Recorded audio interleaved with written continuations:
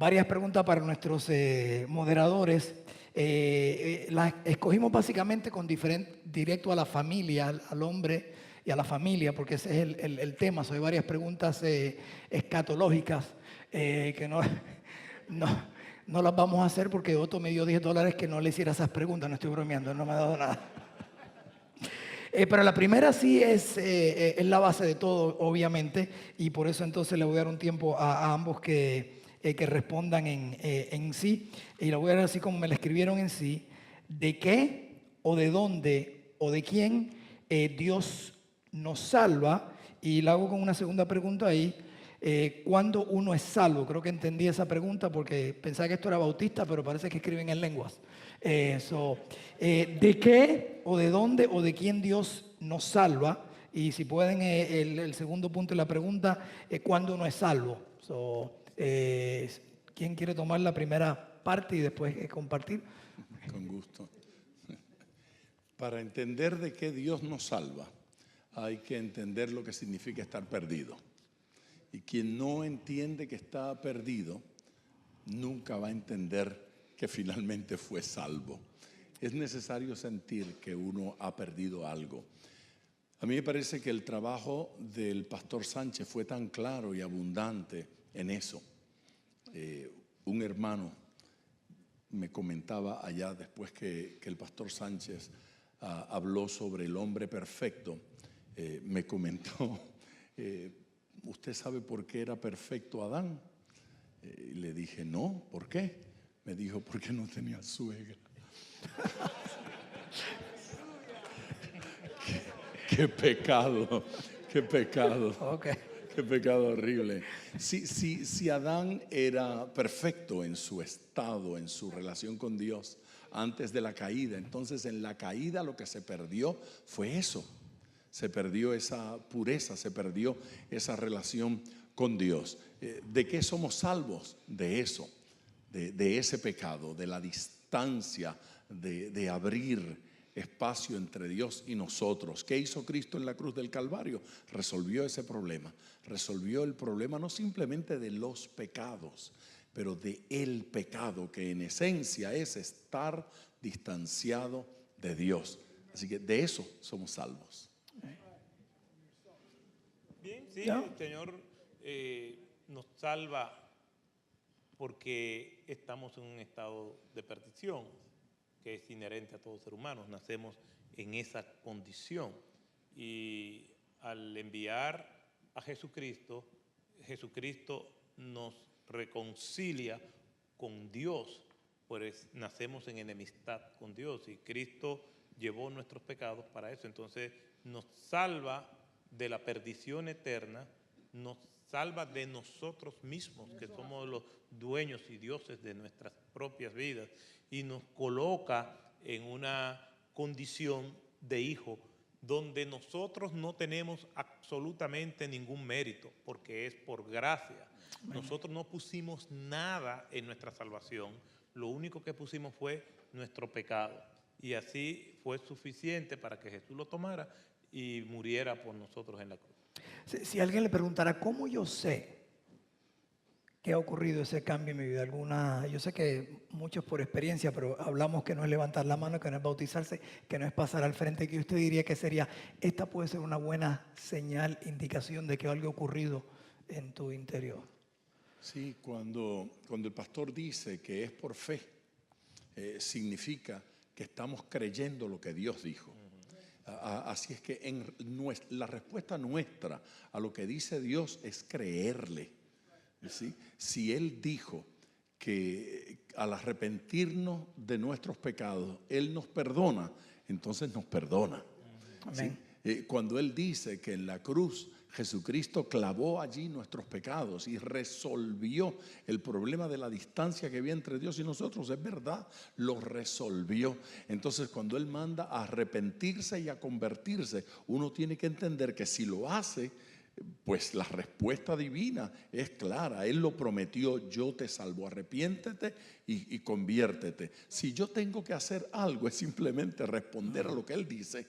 Él dijo arrepiéntete, yo me arrepentí. Él dijo conviértete, yo me convertí. Debo creer que lo que prometió también lo cumplió. Dios no falla, Dios no falla. Así es que la convicción de mi salvación no nace de lo que sentí. La realidad es que yo dije que el día que me convertí, yo supe que era salvo. No supe que era salvo porque sentí algo especial. Supe que era salvo porque creí su palabra. Amén. Le creí a Él. Así es que yo supe que sí que es verdad, que Él no falla. Sobre esa base fundamento mi convicción, sobre la base de que Dios lo dijo. Yo simplemente lo creo. Amén. Y permanezco en eso. Seguro. Tiene que haber una convicción, como dice el doctor Díaz Pavón. Tiene que haber una convicción en el individuo de que hubo un momento en su línea de tiempo donde a partir de un punto él estaba perdido y a partir de ese punto estaba salvo. No puede haber dudas en cuanto a eso. Yo puedo entender que una persona diga, bueno, yo no me recuerdo el día exacto o no me recuerdo la hora, pero yo sí recuerdo que en ese verano o en ese evento o bajo estas condiciones yo vine a los pies de Jesucristo. Si una persona, como decía el doctor, no reconoce que antes de eso estaba perdida, entonces no es salva. Porque una de las características que tenemos todos los que somos salvos es que reconocemos que antes estábamos perdidos. Una señora me dijo a mí, yo no creo que yo estuve perdida nunca, pero yo soy cristiana. Digo, no, usted no es cristiana, porque una característica del cristiano es que hubo un momento en que él se vio perdido, entendió el evangelio y vino a los pies de Jesucristo. Todo el que dice que es cristiano en algún momento estaba perdido. Si crees que no estaba perdido, entonces está muy perdido. Entonces, yo miro hacia atrás y tiene que haber un punto de partida, porque todos los que estamos aquí sabemos que estamos vivos. ¿Por qué? Porque nacimos. Y si nacimos de nuevo, también tenemos que saberlo. No puede haber una confusión, quizás haya cierta no haya mucha exactitud con relación al día, a la hora, pero tiene que saber que algo ocurrió en su vida cuando vino a los pies de Jesucristo, y eso nos da convicción. Lo otro que nos confirma que somos salvos es nuestro testimonio. Nosotros no hacemos buenas obras para salvación, pero las buenas obras son resultado de la salvación. Si alguno está en Cristo, nueva criatura es. Una persona no puede decir que es cristiana y sigue haciendo lo mismo y practicando el pecado. El que practica el pecado no es de Dios, lo dice la Escritura. Y algo que yo quiero señalar es que hoy en día se está predicando supuestamente un evangelio, pero la doctrina del pecado no se toca. Así es. No se toca la realidad del pecado, porque el hablar del pecado es ofensivo en algunos lugares. Sí. En hablar del pecado no va de acuerdo al marketing religioso. Sí. Entonces hay predicadores que ellos mismos dicen, no, yo no hablo del pecado. La gente tiene demasiada carga para ponerle más carga, o tiene demasiada culpa para ponerle más culpa. La culpa es buena, porque la culpa es la que me hace sentir mal, ver mi condición perdida y acudir a Cristo para que se lleve la culpa y se lleve el pecado. Entonces, realmente nosotros tenemos que entender que no puede haber un plan de salvación, una comunicación del evangelio, si nosotros le quitamos, por resumir, 4 elementos esenciales. Dios es amor y es justicia.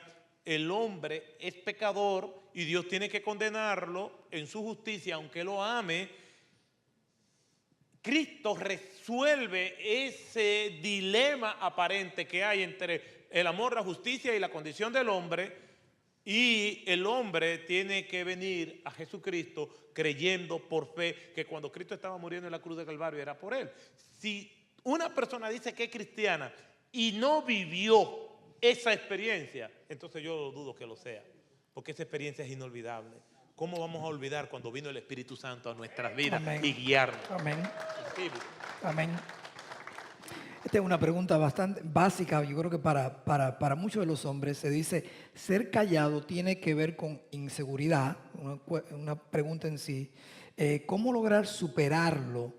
Porque sé que vinimos al mundo con el propósito de cuando nos convertimos, venimos al mundo con un propósito de Dios.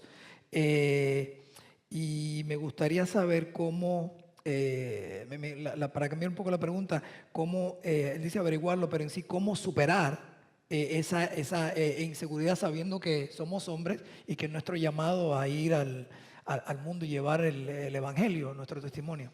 Doctor, conteste usted, que de usted que yo me alimento para responderle a los hermanos.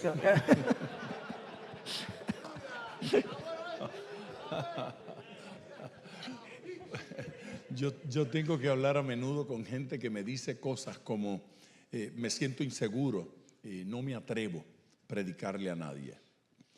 Otros, yo soy tímido, se me hace difícil tomar la iniciativa y hablarle a algunas personas. Eso no son más que excusas, no son nada más que eso. Hay cosas en la vida que nosotros las tenemos que hacer porque las tenemos que hacer. Y es posible que el que sea un poco calladito y tímido lo va a hacer toda la vida, pero tiene que comer. Come tímidamente, pero come.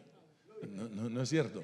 Besa a su esposa, la besa con temor y temblor, pero la besa. Sí. Tiene que ir a trabajar todos los días. Trabajará calladito, pero trabaja. Entonces uno tiene que hacer las cosas. Dios necesita gente que habla mucho. Dios necesita gente tímida, calladita, que piense más que lo que habla. Dios utiliza la gente con su realidad total. Dios nos diseñó. Nosotros no somos un accidente y eso debemos comprenderlo. Somos producto del diseño divino. Dios nos diseñó como somos. Entonces, si Dios hubiese querido que usted fuese cantante, le hubiese dado una voz como la del pastor Sánchez. Sí, pero yo no canto ni en el baño. Pavarotti sabía que era cantante desde que era niño. Si Dios hubiese querido que usted hiciera alguna de esas cosas, le hubiese dado esas cualidades y se las sumará en el camino si hace falta. Mientras tanto, yo tengo que usar lo que tengo de Dios y hacer las cosas con las limitaciones y las capacidades que pueda tener. Dios no espera que usted haga algo para lo cual Él no lo capacite, no le dé el talento. Así es que, fíjese bien, como usted es, Dios le quiere utilizar. Y si tiene que empujar, empuje. No hay más. Muchos se van a sorprender con lo que yo le voy a decir, pero yo soy tímido. Y cada oportunidad que Dios me da para predicarle el evangelio lo hago con timidez. Y yo a veces le he dicho al Señor, wow, Señor, qué manera y qué sentido del humor tú tienes, que yo siendo tan tímido, aún en mi propia iglesia donde tengo aproximadamente 25 años predicando, esos minutos previos a subir al púlpito, yo me estoy muriendo. Pero es esa inseguridad, yo llamo la inseguridad necesaria para mantenernos dependiendo de Dios. Amén. Un exceso de seguridad nos puede llevar a nosotros a apoyarnos en nuestra propia prudencia y creer que somos nosotros los que podemos. Soy tan inseguro que fue y tan tímido que fue mi esposa que se me declaró a mí. Y entonces doy gracias al Señor por eso. Pero sí. Lo bueno es que ella no está aquí, espero que no lo esté viendo. Entonces, pero lo cierto es que el ser callado no es malo, porque cuando nosotros vemos a los discípulos, cada uno de ellos tiene sus propias personalidades. Pedro para nada era inseguro ni callado, o sea que el ser callado no es una desventaja. El asunto es cuándo hablar y cuándo callar. Entonces, si nuestra vida está administrada por el Espíritu de Dios, lo importante es nosotros ser obedientes, no importa la personalidad y el diseño que Dios nos ha dado. Lo importante es ser obedientes. Nosotros vemos los manuscritos bíblicos y vemos un estilo paulino, vemos un estilo juanino, vemos un estilo refinado y depurado como Isaías, vemos un estilo un poco más tosco como Amós. Cada uno de ellos tenía sus propias personalidades y Dios lo usó. Lo importante no debemos confundir pecaminosidad con personalidad. Hay aspectos de la personalidad que así es que somos y aspectos de nosotros que son pecaminosos, que eso sí tenemos que combatirlo. Si una persona habla mucho, y habla de más, aunque sea extrovertido, tiene que luchar con eso, porque aún el necio cuando calla es contado como sabio. Y si una persona calla cuando tiene que hablar, también entonces tiene que buscar el equilibrio y ser dirigido por Dios. Y Dios nos va a usar tal y como nosotros somos. Amén. Y como dice usted, es una excusa, ¿verdad? Porque hasta el más callado habla con cualquiera de su mejor deporte, o de su mejor equipo, o de su país, o de aquel tema que él ama en sí, aunque no tenga mucho conocimiento. Bueno, gracias. No te salvas esta porque esta va para ti. Así que no se la puedes tirar ya a él. Ok. Bueno, él puede comentar después. Déjame ver. ¿Cómo puedo administrar efectivamente a mi esposa? ¿Cómo puedo ministrar efectivamente a mi esposa que se siente que ya conoce mucho de Dios y además se le dificulta a veces soportar mis largas explicaciones?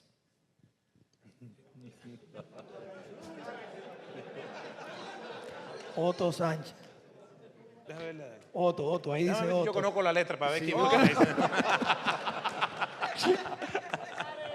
¿Cómo puedo ministrar efectivamente a mi esposa que siente que ya conoce mucho de Dios? Bueno, con todo el respeto, ¿no? Una persona que diga que conoce mucho de Dios va a tener mucho más hambre de Dios. Porque el conocer mucho a Dios no nos sacia de Dios, porque Dios es eterno. Dice el salmista en el Salmo 145, y tu grandeza es inescrutable, es impenetrable. No, nosotros no la podemos abarcar. Entonces, yo quizás le respondería más a ella que a él, si eso es lo que está sucediendo. No podemos decir, bueno, yo conozco tanto a Dios que ya yo me gradué de Dios. Es posible que en una relación ella probablemente tenga más conocimiento de Dios que él, pero no podemos convertir la casa en un estudio bíblico, en una iglesia, en un seminario. La relación de ellos como esposos es que en el nivel de conocimiento que tengan, ambos amen a Dios, y su rol es modelarle el carácter de Cristo a ella, no hacer de la casa una aula de instrucción bíblica. Cuando él está asumiendo su rol de esposo, amándola a ella como Cristo amó a su iglesia, es el mejor testimonio que él le puede dar a ella de enseñanza bíblica. La enseñanza bíblica, cuando nosotros vemos en las Escrituras, está regulada tanto en el Antiguo Testamento como en el Nuevo Testamento. Esdras capítulo 7, versículo 10, dice que Esdras propuso en su corazón estudiar la ley de Dios, aplicarla a su vida y enseñar su precepto a todos sus hermanos. Cuando nos vamos al sermón del monte, cuando Jesús terminó, en Mateo capítulo 7, versículo 28 al 29, dice que la gente se admiraba de su doctrina y inmediatamente no evitaron hacer la comparación. Habla como quien tiene autoridad y no como los escribas. Después, cuando vamos a los escritos de Pablo, en 2 Timoteo capítulo 2, verso 15, dice: procura con diligencia presentarte ante Dios como un obrero aprobado. 2 puntos añadidos por mí. ¿Cuáles son esos obreros aprobados? Que no tienen nada de qué avergonzarse, testimonios que usan bien, trazan bien, cortan bien, manejan bien la palabra de verdad. Aquí vemos dos cosas: el testimonio personal y el conocimiento bíblico en la vida de Esdras, en la vida de Jesús y en la vida de Pablo. Entonces, el conocimiento bíblico en el hogar, es verdad, debemos hacer un devocional y explicar, pero el mayor reto es vivir el evangelio, no simplemente conocerlo. ¿Qué tiene que hacer ese esposo? Amar a su esposa como Cristo amó a su iglesia, y le estará dando la más grande enseñanza bíblica que él puede dar. Amén, amén.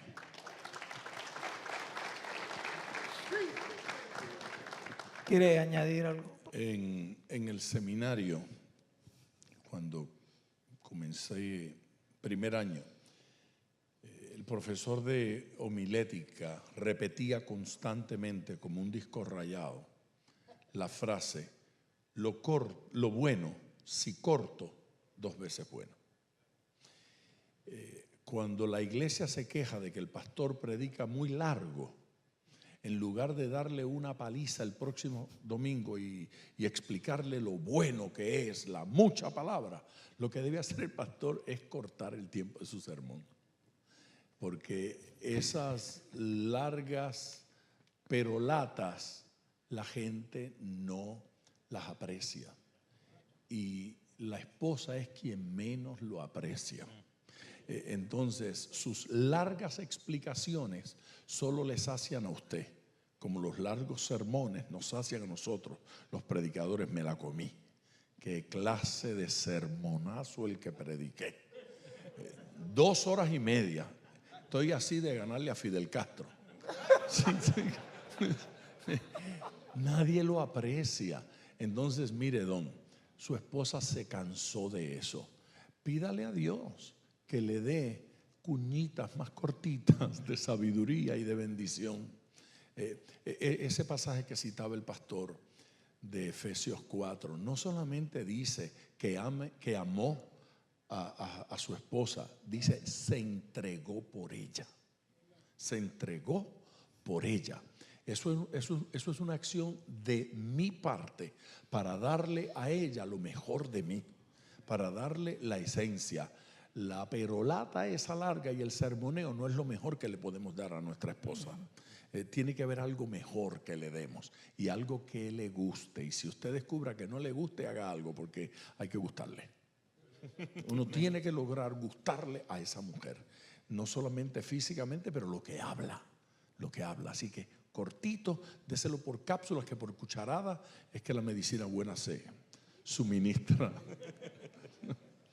La próxima pregunta, voy a cortarla un poco, pero básicamente, ¿cuál es su opinión en cómo hacer el balance en la vida de un cristiano con referente a la vida en el mundo, el negocio, trabajo, familia, ministerio, etcétera? O sea, cómo balancear la vida del cristiano. Bueno, trato de cómo debe ser el balance en todas las plataformas vocacionales donde Dios nos pone. Tanto los que estamos en el ministerio tiempo completo como aquellos que sirven al Señor en la plataforma vocacional donde están, nosotros tenemos una prioridad. Y la prioridad es darle la gloria a Dios en todo lo que nosotros hagamos. A veces los predicadores enseñan que la prioridad del cristiano y de la iglesia es predicar el evangelio. Eso no es verdad.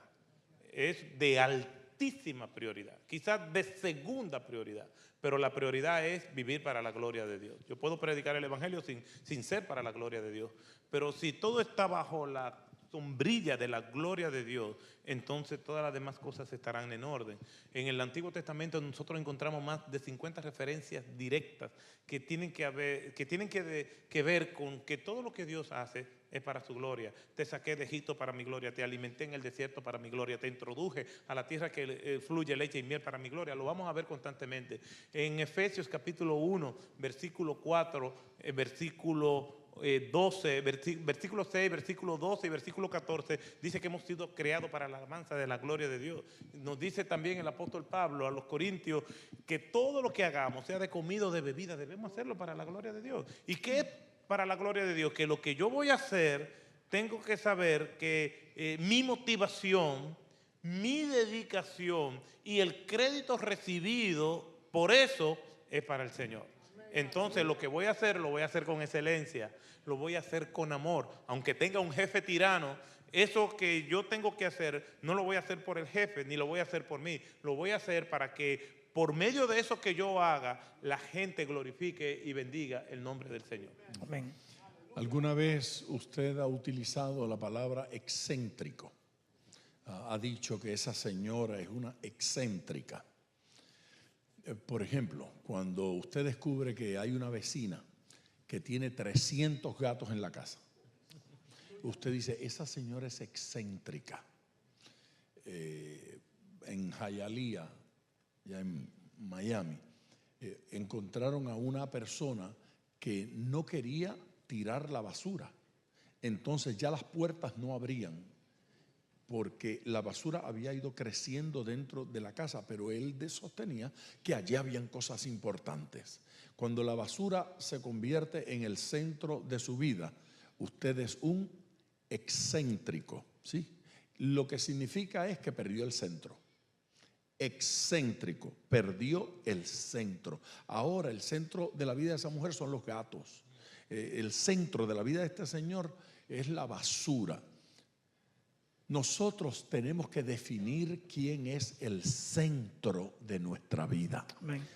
El centro de nuestra vida es un eje organizacional, un eje a partir del cual las cosas están más cerca, más lejos, dependiendo de importancia y de momento. Por ejemplo, hay momentos en que una cosa es lo más importante para mí.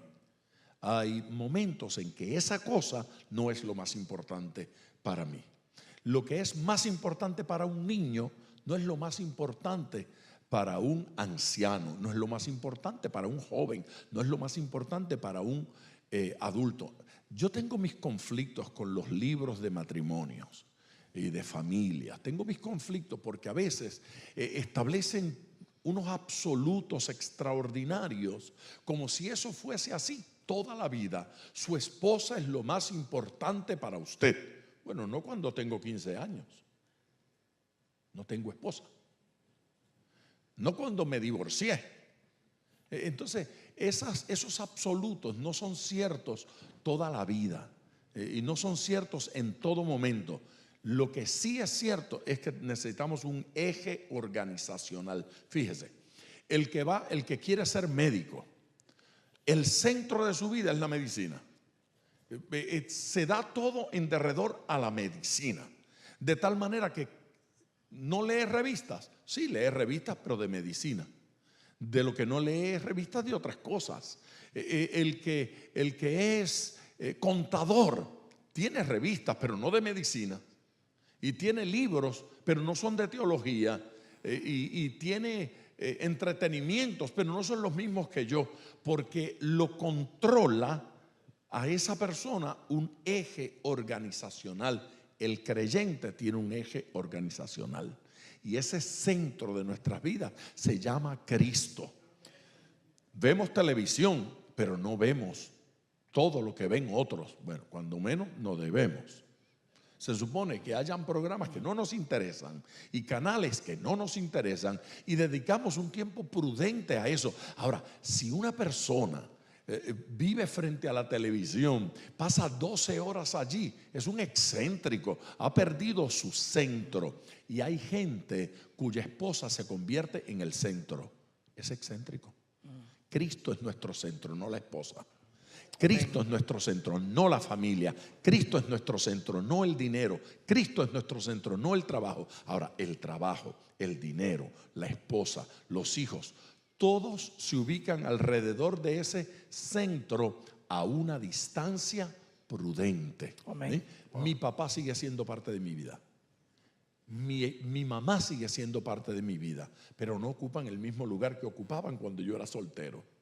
En la vida hay ajustes que tenemos que ir haciendo en la medida en que pasa el tiempo. El trabajo es muy importante y a veces se convierte en lo más importante para mí. No, el trabajo no. Lo más importante son los hijos.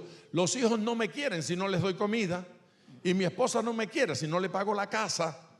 Entonces, déjese de bobería. Hay momentos en que uno tiene que forzarse, largarse a trabajar y dejar la esposa en la casa y dedicarle 8 horas al trabajo y luego está en la casa solo 4 despiertos y otras 8 durmiendo, porque las otras voy a la iglesia. Entonces, cuidado con esos modelos de los libros, porque opere, funcione. Cristo es el centro. Amén. Buena respuesta. ¿Cómo detectar el machismo en mi vida? Esa es la pregunta yo le hice Mírese aquí. en el espejo. ¿Es una pregunta tuya? No, de aquí la que vio alguien eso. Pues. ¿Cómo detectar el machismo en la vida de alguien de aquí? No sé, creo que... ¿Es tuya o no es tuya? No es mía, de aquí. Pero tú dijiste cómo erradicar el No, machismo. bueno, él puso en mi vida, o sea, en su vida, quien sea. Bueno, comenzando voy a decir que algunas críticas hostiles de la palabra de Dios, incluyendo personas, mujeres que dicen ser cristianas, dicen que la Biblia es machista. No sé si han escuchado eso. Y eso es un divorcio total de la verdad bíblica. de todas esas culturas antiguas, la que más eleva la dignidad de la mujer es la Biblia. Cuando nosotros vamos al origen de todo lo creado, dice que la imagen y la semejanza de Dios no estaba solamente con Adán, estaba también con Eva. Ambos fueron creados en una posición de privilegios delante de Dios y con sus roles, cada uno de ellos, con sus roles particulares. Después nosotros vamos a todo el Antiguo Testamento y vemos, por ejemplo, en la genealogía de Jesús, hay mujeres hasta de reputación muy dudosa y que quizás en cualquier genealogía contemporánea serían excluidas para no tener una persona así en su descendencia. Y cuando vamos al Nuevo Testamento, Jesús es impresionantemente maravilloso en su trato con la mujer. Quiere decir, con todo esto, que el machismo es pecado. El machismo es atentar contra la creación de Dios. Y le da pautas a mujeres a rebelarse contra Dios y contra su palabra por el mal testimonio que le están dando hombres que supuestamente son cristianos y son machistas. El machismo yo lo trataría como cualquier pecado. Hay que llevarlo a la cruz, confesar esos pecados y decirle al Señor, perdóname, porque a veces las influencias y ese laboratorio cultural se arraiga en nuestras vidas y tenemos que renunciar a eso. Más que una cultura proveniente de un país, nuestra identidad es que somos hijos de Cristo, nosotros somos hijos de Dios y nosotros somos la sal de la tierra y nosotros somos la luz del mundo y nosotros tenemos que ver la palabra de Dios, cómo habla. Por ejemplo, la palabra de Dios nos dice en Primera de Pedro, capítulo 3, versículo 7, cómo el hombre debe tratar a su esposa como vaso más frágil, con un lenguaje cariñoso. Dice, no sea áspero con ella. Incluso hay una advertencia para que tus oraciones no tengan estorbo. Un marido que ya estaba resintiendo de su mujer porque ella se cansó de él. Él fue donde el pastor y le dijo, pastor, mire, ya la situación entre mi esposa y yo ha llegado a una situación tan grande, tan calamitosa, que ya yo no la veo como compañera. Entonces el pastor le dice, bueno, es que la Biblia dice que debemos amar a nuestras esposas. Es que ya yo no la veo como mi esposa, yo la veo como una mujer cualquiera, como mi prójimo. Bueno, la Biblia dice, ama a tu prójimo como a ti mismo. O sea, como de amarla no te vas a escapar y debemos tratarla como Cristo trató a la iglesia. Cristo no es tirano con nosotros.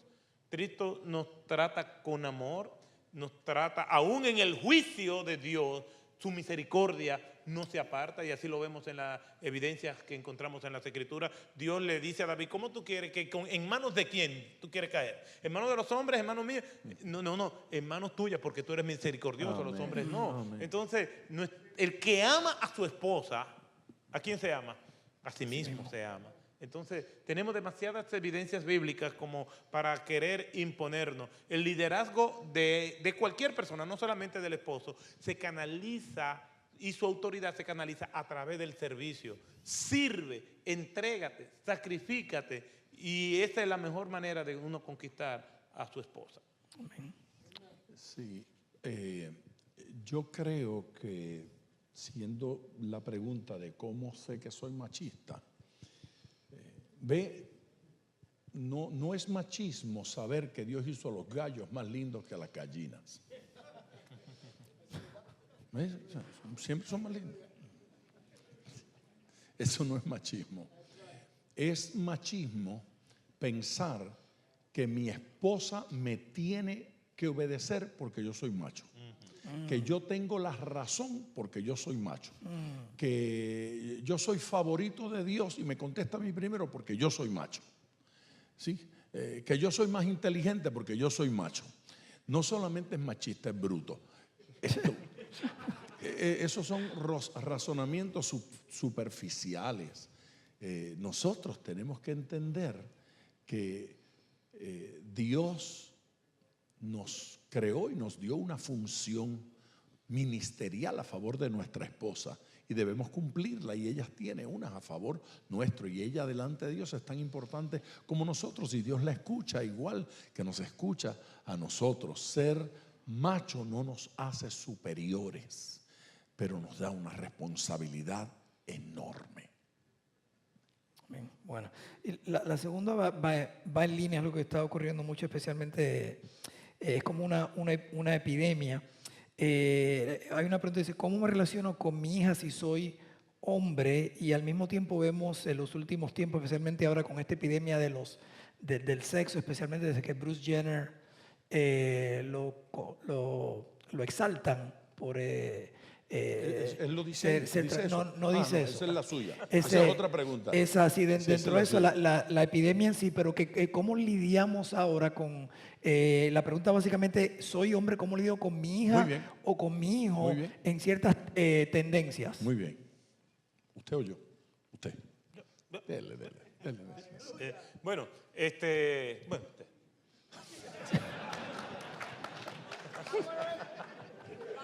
Miren, las estadísticas. No, él y yo, los dos somos tímidos. Yo soy tímido. Las estadísticas dicen que una hija que se relaciona con su papá es menos propensa a rendir su virginidad, a ser promiscua y a otras relaciones. Así es que esa relación es importantísima. Papá tiene que relacionarse con su hija y tiene que acariciarla y besarla y apretarla y enseñarla y lograr que la niña crea en él, lo ame y vea a una persona sensible. Esto es importante, la relación con nuestros hijos. Mire, a mí me impresiona muchísimo en la Biblia esa historia de Lot. Cuando llega Lot con una palabra de Dios a la familia, y los comprometidos con las hijas le dicen, estás bromeando. Ese hombre acostumbraba a bromear con esas cosas. Los comprometidos con sus hijas no lo tomaron en serio. Las hijas no le querían hacer caso. La mujer por las mismas. Él no era un ejemplo. Esa relación estaba afectada por la conducta de pecado. Nuestros hijos tienen que ver a Dios en nosotros. Y eso no se logra con una calcomanía que diga Dios está en mí. Es necesario que ellas lo vean sin que se lo digamos. Y eso va a regular la conducta de esos hijos, los varones y las hembras, el resto de sus vidas. Todo ser humano tiene una mesa directiva en su vida, como una empresa. Ahí está la mesa directiva. En un lugar se sienta el presidente y se sienta el secretario y se sienta el tesorero y se sientan los miembros de esa directiva. Y toda decisión, esa mesa directiva la toma. Todos opinan. Fíjese bien, mi papá es parte de la mesa directiva de mi vida, aunque está muerto. Hay cosas que yo no hago porque a mi papá no le gustaban.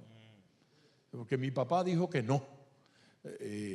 Hay cosas que yo no hago porque mi pastor, que me pastoreó toda la niñez y la juventud, opinaba de esa. Yo no como morcilla. Porque mi papá decía, mi pastor decía, no comeréis morcilla. Yo no sé dónde está ese versículo, pero él decía que no. Entonces gente me dice, pero ¿y usted? Y no, yo no. ¿Por qué? Porque mi pastor me lo prohibió.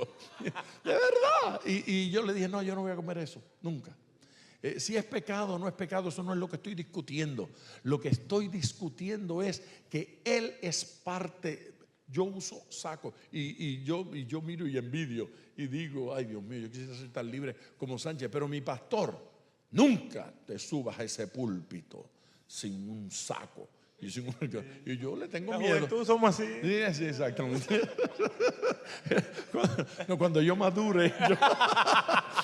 Entonces, esa gente es parte. Bueno, usted tiene que llegar a ser parte de esa junta directiva de la vida de su hija, para que cuando ella vaya a tomar decisiones piense en usted y qué usted opina y qué usted dice. Y ella lo va a apreciar tanto que no va a hacer cosas por usted. Yo tengo un minuto para contar una historia, rapidito. Mire, yo estaba dando una conferencia en la Universidad Interamericana de Puerto Rico. Y entre una conferencia y otra me fui a la cafetería con un grupo de jóvenes y estábamos dando chistes. Yo le estaba contando de cómo mi hija, para entonces una bebita, tenía 7 años creo, 6 o 7 años, había estado conversando esa mañana conmigo y contándome de un muchachito que le gustaba en la escuela. A los 7 años, ella es precoz. Ay papi, es tan lindo, tú tienes que verlo. Y yo por dentro, pero sí mi amor, y yo lo quiero ver, le dije. Yo lo quiero ver. Ok, yo estoy contando esa historia de allá, sentada en un booth. Hay una jovencita llorando y mirando, y yo volteo para allá y ella está llorando y me acerco. Joven, ¿por qué usted llora? Y dijo, porque la relación con mi papá era así, pero yo la dañé. ¿Qué pasó? Se echó hacia atrás y me enseñó la barriga. Y yo le dije, ya, ¿está embarazada de su novio? Dijo, sí. Y su papá la quiere matar. Me dijo, no. Cuando yo le conté a mi papá que estaba embarazada, él comenzó a llorar. Él es agricultor, ganadero, trabaja con vacas, animales. Comenzó a llorar y le dijo, ay, mi hija, perdóname. Y ella no sabía por qué papá le pedía perdón. Perdóname, hijita. ¿Por qué usted me pide perdón? Perdóname por bruto. Si yo hubiese ido a la universidad como tú, tal vez yo podría darte un buen consejo ahora. Pero yo soy un bruto, lo único que sé es trabajar con el ganado y no sé cómo aconsejarte. La quebrantó por dentro. Esa muchacha está llorando. Me dijo, a un hombre como mi papá uno no le hace estas porquerías. No le gritó, no la insultó, no la golpeó, pero créame, esa no fornica más en su vida. En su vida descubrió que papá era un santo. ¿Sí? Esa es mi respuesta. Amén. ¿Cómo lidiar? Estamos hombres, y vas a hablar en estadísticas, no esta es la pregunta, pero ¿cómo lidia el hombre especialmente con la tentación, especialmente lidiar y vencer sobre la pornografía? Bueno, la pornografía es una epidemia. Sí. Es una epidemia. Nosotros, como diseño de Dios, todos los hombres nos estimulamos por lo que vemos. Las mujeres son diferentes, por eso somos diferentes por diseño. Pero nos estimulamos, tenemos esa desventaja, no tenemos que tocar a una mujer para ser tentados, simplemente con que nosotros la veamos y ya con eso. Entonces, ahora mismo las estadísticas enseñan que no solamente el hombre sigue siendo mayoritario en el consumo de pornografía, pero también ha aumentado la pornografía de parte de la mujer como usuario. Es el comercio electrónico que más dinero deja, es el negocio de la pornografía. Y pues vivimos en unos estándares donde cada vez se legaliza más y cada vez más la pornografía está más accesible. Lo que quiere decir es que estamos frente a un gran problema. Pero la pornografía, al igual que cualquier otro pecado, necesita ser confesado. Necesita ir al altar de Dios y decirle, Señor, perdóname. Yo he tenido consejerías con personas que han estado esclavizados con la pornografía y créame que no es suficiente con decir, Dios, yo quiero que tú me perdones porque es una adicción y con la adicción hay que romper con ella. Entonces implica no solamente la confesión, sino también el acompañamiento y tomar medidas para que la pornografía entonces no te abrume. ¿Qué yo digo de tomar medidas? Bueno, si la mayor parte de la pornografía es a través de las computadoras y es a través de dispositivos electrónicos, pues renuncia a ellos. Son medidas drásticas, pero eso son parte. Hay también software que están disponibles, un parental control o algo así de máxima seguridad que te impiden. Instálale un software de eso y dale la clave a otra persona que te lo instale y ya no va a tener acceso a ninguno de tus dispositivos electrónicos. Además, también hay otros software que venden donde todas las páginas a las que tú acceses le llega a una persona que está viendo y está supervisándote. O sea que hay que tomar medidas drásticas contra la pornografía porque es letal en los solteros, pero mucho más letal en los hombres casados, porque descuidan su relación con su esposa por estar creyendo en las mentiras de la pornografía. Entonces hay que pedirle perdón a Dios, buscar el acompañamiento y tomar las medidas necesarias para que eso sea así. Dicho sea de paso, es conocida la noticia de un encuentro pastoral que hubo en un hotel y fue uno de los picos más altos en pay-per-view para ver programas de pornografía. O sea que ni aún los pastores escapan a esto. Los pastores han tenido que renunciar de sus ministerios porque la computadora de la iglesia fueron a repararla y cuando fueron a repararla fue un virus provocado por páginas pornográficas, etcétera, etcétera. O sea que es un problema muy serio, pero hay esperanza en Cristo Jesús y Él vino a hacernos libres de todas estas cosas. Si confesamos nuestros pecados, Él es fiel y justo de perdonar nuestros pecados y limpiarnos de toda maldad. La pornografía es una de ellas. Todo lo justo, todo lo santo, todo lo que es buen nombre, dice la Biblia que tenemos que pensar en esto. Y combatimos la pornografía llenándonos de Cristo y buscando ayuda a personas que nos puedan acompañar en el proceso. Amén. La sinceridad, la honestidad en esto, para no repetir nada de lo que dijo el pastor, ¿para qué? Lo dijo perfecto. La sinceridad es indispensable en este proceso, porque usted puede hacer todas las cosas esas y comprarse otra computadora y con otro nombre y seguir viendo pornografía por otro lado. Y eso la gente sabe hacerlo perfectamente. Hay que sincerarse. Hay que sincerarse y meter otra gente en la vida de uno para que lo ayude. Quien tiene un problema así se lo debe confesar a la esposa y se lo debe confesar a la gente más íntima para que lo ayuden a resolver ese problema. La pornografía es un engaño, es una oferta engañosa. Esos seres no existen. Ahora mire, seamos muy sinceros. Reconozcamos que las mujeres son hermosas. Son hermosas. Entonces no hay nada malo en que a usted le atraiga, pero aprenda a disciplinarse. La razón por la cual no le soy infiel a mi esposa no es porque no me guste, es porque sé que es pecado y decido serle fiel y renuncio, evito toda posibilidad. No robo porque no me expongo a dinero. No manejo el dinero de mi ministerio, no firmo la chequera, no cuento las ofrendas, no las deposito, no las toco. Yo allí no voy a robar porque nunca veo ese dinero. Así que yo evito el ambiente. Y hay que evitar el ambiente de mujeres y hay que evitar el ambiente de esas fotos, hay que evitar el ambiente de ese tipo de películas, hay que evitarlo, irme de allí. Si no me voy de allí, termino acompañando a David en su proceso. Gracias. La otra pregunta, yo creo que va en línea con esto también. ¿Cuál es la importancia de rendir cuenta?